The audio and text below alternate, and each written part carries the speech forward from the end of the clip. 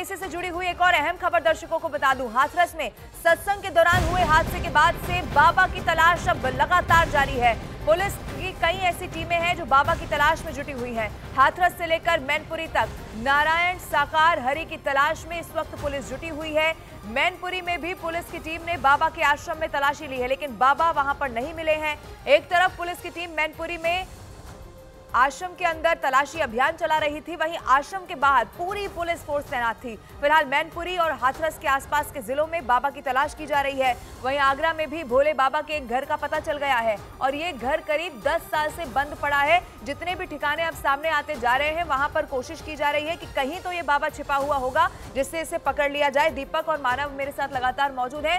दीपक, देखिए ये बहुत बड़ी खबर है। अब ऐसे में ये भी समझना होगा कि जो बाबा की कुंडली निकल कर सामने आई है, तो विवादों से बहुत पुराना नाता इस बाबा का रहा है। इस वक्त वो कहां है, कितनी जल्दी पुलिस की पकड़ में आएगा, ये कोई नहीं जानता। लेकिन अलग अलग जगहों पर छापेमारी इस वक्त की जा रही है, लेकिन अभी भी बहुत सारे ऐसे लोग हैं जिनकी शिनाख्त तक नहीं हो पाई है।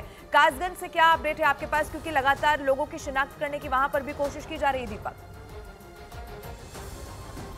देखिए, बिल्कुल कासगंज का जो यहाँ पर हम जिस जगह पर हैं, ये एक गांव है और ये बाबा की जन्मस्थली कहा जाता है और सूरजपाल उर्फ बाबा जिन्हें कहा जाता है, वो आश्रम पर इस वक्त न्यूज़ 18 इंडिया की टीम पहुंची है। एक्सक्लूसिव तस्वीरें हम दिखा रहे हैं क्योंकि ये वो आश्रम है जो सबसे पहले चर्चा में आया था। इसी जगह पर आज भले ही यहाँ पर जो डिवोटी हैं, जो अनुयायी हैं बाबा के, वो ये कहते हैं कि यहाँ पर कई सालों से बाबा नहीं आते हैं और सिर्फ ये आश्रम चल रहा है बतौर एक ट्रस्ट के रूप में। और न्यूज़ 18 इंडिया यहाँ पर एक्सक्लूसिव आपको तस्वीरें दिखा रहा है, इसलिए क्योंकि बाबा की इसे जन्मस्थली कहा जाता है। इसके अलावा जो कासगंज का ये गाँव है, यहाँ पर ख़ास तौर से डिवोटी जो अनुयायी हैं लगातार आते हैं। अभी आपको खाली दिख रहा है, लेकिन अभी यहाँ पर 20-30 ऐसे अनुयायी थे जो यहाँ पर रुके थे, जिनसे हमने पूछा था कि आप इस इलाके में अकेले आए हों। और कई लोग भी यहाँ पर हैं, उनसे मैं एक बार पूछना चाहूँगा, आप लोग कब से यहाँ पर आ रहे हैं? यहाँ पर आते जाते रहते हैं, जो महापुरुष जो आते हैं मत्था टेकते हैं, चले जाते हैं। अच्छा, यहाँ पर कोई कुछ नहीं है, खाली हाथ जोड़े और चले जाते हैं। सूरजपाल बाबा को भी आप मिले हैं? वो तो बहुत पहले आते थे, अब नहीं आते।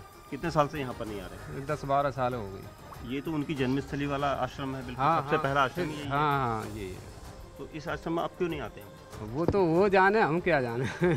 आपको पता है कल क्या हुआ है वहाँ पर हाथरस में? नहीं, हमें क्या मालूम। आपको हाथरस की जानकारी नहीं है? नहीं, हमें नहीं मालूम। किसी ने भी नहीं बताया आश्रम में? नहीं, हमें क्यों बताएगा। वहाँ पर कई लोगों की दर्दनाक मौत हुई है। हम पे तो छोटा मोबाइल है, बड़े मोबाइल पर बाबा का सत्संग हुआ था, वहाँ पर कई लोगों की दर्दनाक मौत हुई है। पता नहीं, आप लोगों को जानकारी नहीं। देखिए, आश्रम के लोगों को जानकारी नहीं है, लेकिन ये बताइए कि ये जन्मस्थली है, कितने बड़े एरिया में ये पूरा आश्रम? ये आपको दिख रहा है, ये है और ये सामने दिख रहा है। जब बाबा यहाँ सत्संग करने नहीं आते तो कौन आता है यहाँ पर? यहाँ पर जो आते हैं, जो महापुरुष इनके जो श्रद्धालु हैं, वो मत्था टेकने आते हैं। बाहर मतलब ताले लगे रहते हैं, बाहर से ही मत्था टेक के चले जाते हैं।